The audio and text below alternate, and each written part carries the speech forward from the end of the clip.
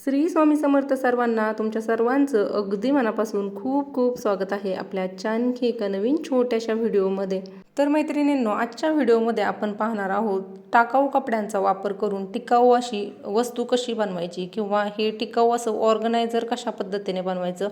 तर टाकाऊ कपड्यांचा वापर करून ज्यावेळी आपण अशा पद्धतीच्या टिकाऊ वस्तू बनवतो किंवा ऑर्गनायझर वगैरे बनवतो त्यावेळेस नक्कीच घरातील जे अडगळ असते जुन्या कपड्यांची ती कुठंतरी कमी होते आणि त्याच्यामुळे घरामध्ये कपाटामध्ये थोडासा स्पेस होतो।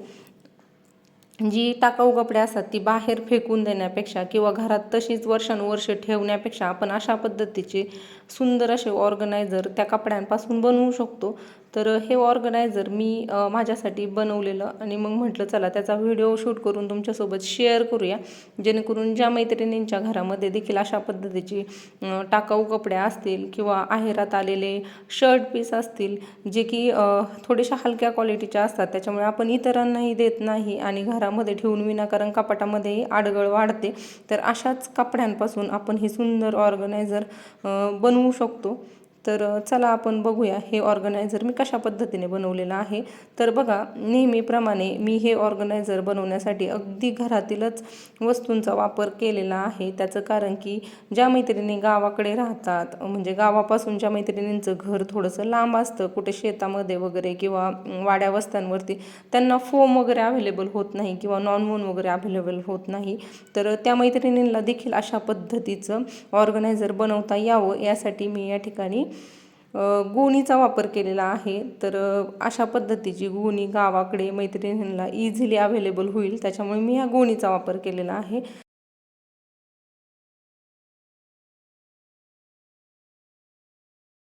तर बघा, हा जो शर्टचा तुकडा आहे तो माझ्याकडे घरामध्ये खूप दिवसांपासून पडलेला।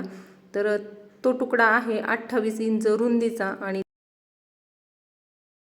त्याच्यानंतर या ठिकाणी बघू शकता 35 इंच लांबीचा। तर मी तो जेवढा तुकडा उरलेला होता तेवढाच घेतलेला आहे, पण तुमच्या लक्षात यावं नक्की लांबी रुंदी किती आहे म्हणून मी या ठिकाणी तुम्हाला जेवढं मेजरमेंट आहे तेवढं सांगत आहे। त्याच्यानंतर मी ही जी जुनी कुर्ती होती कट केलेली ती घेतलेली आहे। आता ती कुर्ती आपल्याला सेम 28 इंच रुंदीची आणि 35 इंच लांबीची कट करून घ्यायची आहे। तर आता हे दोन तुकडे आहेत वेगवेगळे, त्याच्यामुळे मी ते एकमेकांना सुरुवातीला जोडून घेते। तर बघा, या ठिकाणी कुर्तीची उलटी बाजू जी आहे ती वरच्या बाजूने ठेवलेली आहे आणि म्हणजे थोडक्यात सरळ बाजू जी आहे कुर्तीची ती आतमध्ये टाकलेली आहे आणि त्याच्यानंतर आता आपल्याला ही कुर्ती जोडून घ्यायची आहे। जोडण्यासाठी सिंपल प्रोसेस आहे। या ठिकाणी मी एक टिप मारून घेतलेली आहे उलट्या बाजूनी आणि त्याच्यानंतर बघा सरळ बाजूने आपल्याला वरतून एक टॉप स्टिच देऊन घ्यायची आहे। तर ह्या छोट्या छोट्या गोष्टी देखील सांगत आहे। ज्या मैत्रिणींना स्टिचिंग येतंय त्या मैत्रिणींनी थोडंसं इग्नोर करा, पण ज्या मैत्रिणींना स्टिचिंगबद्दल काहीच माहिती नाही आहे पण अशा नवीन नवीन वस्तू बनवण्याची आवड आहे त्या मैत्रिणींसाठी मी ह्या छोट्या छोट्या गोष्टी देखील आवर्जून दाखवत असते। तर बघा, या ठिकाणी आपली कुर्ती जॉईन करून झालेली आहे। त्याच्यानंतर सरळ बाजू मी फरशीवरती ठेवलेली आहे कुर्तीची आणि उलटी बाजू वरच्या साईडने ठेवलेली आहे। त्याच्यानंतर जो गोणीचा तुकडा आपण कट करून घेतला होता, म्हणजे एक पूर्ण गोणी आपण अशा पद्धतीने कट करून घेतलेली, तर ती त्याच्यावरती टाकलेली आहे आणि त्याच्यावरती मी शर्ट पीसचा तुकडा टाकलेला आहे।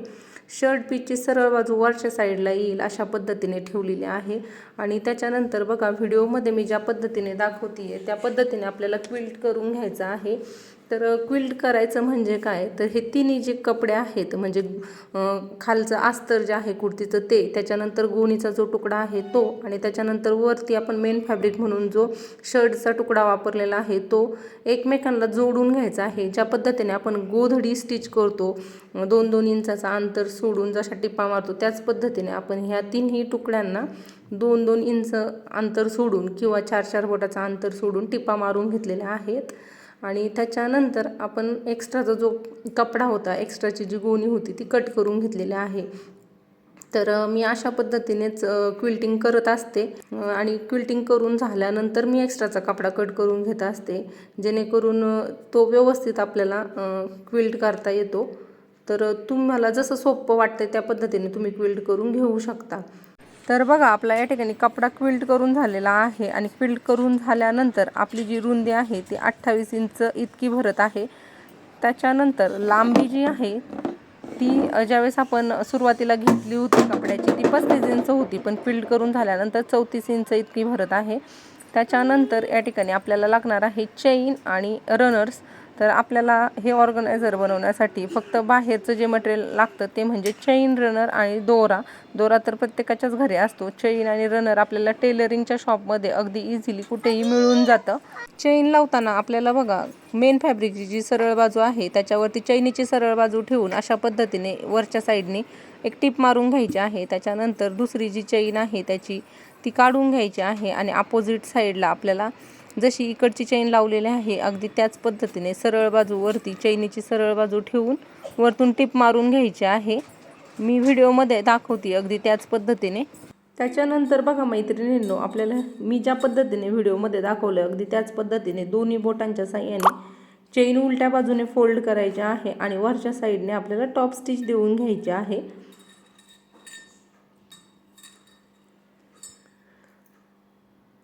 तर बघा खालच्या साईडचा जो कपडा आहे तो एका साईडलाच पाहिजे, जेणेकरून आतल्या साईडने देखील फिनिशिंग छान येते. सेम अपोजिट साईडला देखील चेन बघा दोन्ही बोटांच्या साईडने अपोजिट साईडला आतमध्ये टाकून वरच्या साईडला टॉप स्टिच देऊन घ्यायचे आहे. तर बघा मी अगदी स्लो आणि हळूहळू सगळी प्रोसेस दाखवत आहे, जेणेकरून जे कोणी नवीन व्ह्यूअर्स आपला आजचा व्हिडिओ हा पहिल्यांदाच बघत असतील त्यांना देखील ही प्रोसेस अगदी इझिली जमावी यासाठी. तर बघा टॉप स्टिच देऊन झालेले आहे. त्याच्यानंतर या ठिकाणी चैनीमध्ये आपल्याला रनर इन्सर्ट करून घ्यायचा आहे. रनर इन्सर्ट करणं देखील अगदी सोपं आहे, कुणालाही जमू शकतं, फक्त त्याला थोडी प्रॅक्टिसची गरज असते. तर बघा ज्यावेळी तुम्ही अशा वस्तू वारंवार बनवाल त्यावेळेस तुम्हाला देखील रनर अगदी झटकीपट इन्सर्ट करता येईल. त्याच्यानंतर आपल्याला आता हा जो ऑर्गनायझर आपण अर्धा बनवलेला आहे तो पलटी करून घ्यायचा आहे. तर पलटी करून झाल्यानंतर आपल्याला चारही बाजूने व्यवस्थित मेजरमेंट टाकून स्क्वेअर कट करून घ्यायचे आहे. ते कसे कट करायचे, ते कट करण्यासाठी कपडा कसा पकडायचा ते सगळं मी पुढे तुम्हाला व्हिडिओमध्ये डिटेल्समध्ये सांगणार आहे. त्याच्यामुळे व्हिडिओ शेवटपर्यंत स्किप न करता नक्की बघा. त्याच्यानंतर या ठिकाणी कपडा पलटी करून आपल्याला अशा पद्धतीने मिडलला 2 नॉचेस देऊन घ्यायचे आहेत दोन्ही साईडला, म्हणजे थोडक्यात मध्य काढून घ्यायचा आहे. आणि त्याच्यानंतर बघा चैन जिथे लावलेली आहे तो चैनीचा भाग सोडून पुढे आपल्याला 7 इंचावरती मार्किंग करायचं आहे. त्याच्यानंतर या ठिकाणी बघा त्याच्याच अपोजिट साईडला देखील चेन सोडून पुढे 7 इंचावरती मार्किंग करून घ्यायचे आहे दोन्ही पण साईडला. आणि जे दोन्ही साईडला आपण मार्किंग केलेले आहे त्या मार्किंगला पकडून आपल्याला दोन्ही बोटांच्या साह्याने बघा अशा पद्धतीने कपडा उचलून तिथे फोल्ड करायचा आहे. तर बघा आता वरचा जो 7 इंचावरती मार्किंग केलेला कॉर्नर आपल्याला मिळालेला आहे त्या कॉर्नरपासून खालच्या बाजूला 4.5 इंचावरती मार्किंग केलेलं आहे. त्याच्यानंतर वरच्या साईडने देखील 4.5 इंचाचं मार्किंग केलेलं आहे आणि एक अशा पद्धतीचं स्क्वेअर मार्किंग करून घेतलेलं आहे. सेम त्याच पद्धतीने आपल्याला बाकीचे राहिलेले जे 3 कॉर्नर आहे त्या ठिकाणी 4.5 इंचावरती मार्किंग करायचं आहे वरच्या साईडला आणि आडव्या साईडला आणि अशा पद्धतीने स्क्वेअर करून घ्यायचं आहे. सेम आता तिसऱ्या कॉर्नरला देखील मी करून घेत आहे. तर बघा हे अगदी सोपं आहे. ज्या मैत्रिणी आपले रेग्युलर व्हिडिओ बघतात त्या मैत्रिणींच्या पटकन लक्षात आलं असेल, पण ज्या कोणी नवीन व्ह्यूअर्स आपला आजचा व्हिडिओ पहिल्यांदाच बघत असतील त्या मैत्रिणींसाठी मी ह्या गोष्टी हळूहळू आणि अगदी डिटेलमध्ये सांगत आहे, जेणेकरून त्यांच्याही लक्षात यावं यासाठी. तर बघा आता आपण जे कॉर्नर मार्क केले होते म्हणजे ते स्क्वेअर मार्क केले होते ते आपल्याला कट करून घ्यायचे आहेत. तर बघा ज्या मैत्रिणींना स्टिचिंग येतं करता त्या मैत्रिणींना ह्या गोष्टी बघितल्या तरी अगदी झटकीपट लक्षात येतात, पण या उलट ज्या मैत्रिणींना अजिबातच स्टिचिंगबद्दल जास्त काही माहिती नाही आहे त्या मैत्रिणींना बघितल्यानंतर लगेचच त्या गोष्टी क्लिक होत नाही. त्यासाठी त्या मैत्रिणींसाठी मी अगदी डिटेल्समध्ये छोट्या छोट्या गोष्टी सांगण्याचा प्रयत्न करत असते. या उलट ज्या मैत्रिणींना स्टिचिंग येतंय त्या मैत्रिणींनी थोडंसं हे इग्नोर करा. तर बघा या ठिकाणी बोलता बोलता आपले चारही कॉर्नर कट करून झालेले आहेत. जे कॉर्नर आपण कट केलेले आहेत ते आपल्याला अजिबात टाकून द्यायचे नाहीये, त्याचा देखील आपण पुढे वापर करणार आहोत त्या कपड्याचा.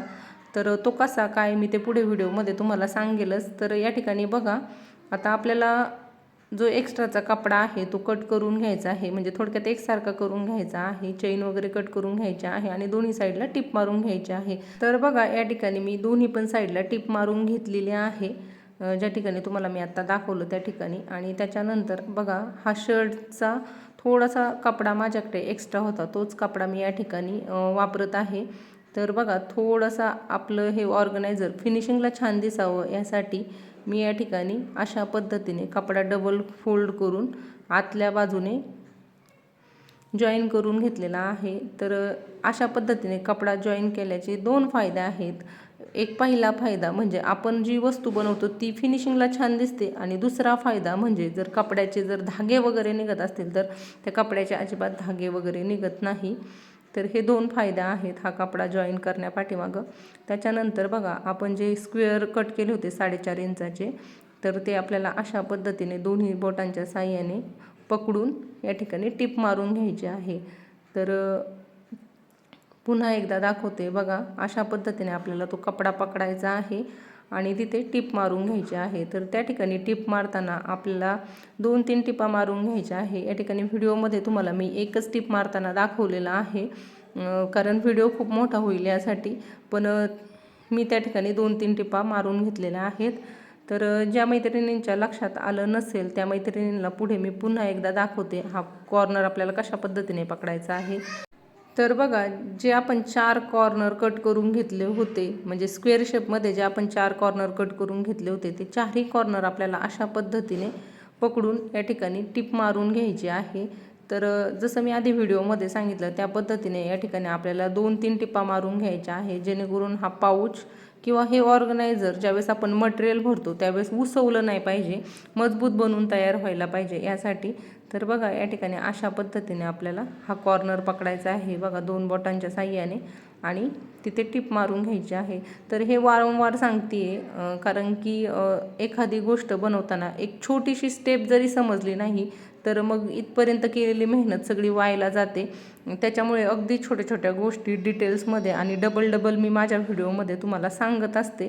तर ज्या मैत्रिणींना एकदा सांगितलं तरी पटकन समजतं त्या मैत्रिणींसाठी नाही बरं का.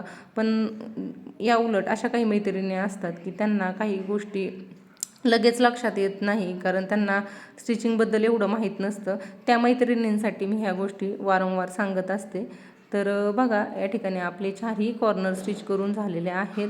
त्याच्यानंतर आपण जे 4 स्क्वेअरचे कपडे बाजूला ठेवले होते, मी जसं आधी व्हिडिओमध्ये तुम्हाला म्हटलं होतं हे तुकडे आपल्याला टाकून द्यायचे नाही आहेत, ते तुकडे आपण आता या ठिकाणी वापरणार आहोत हे एजेस पॅक करण्यासाठी.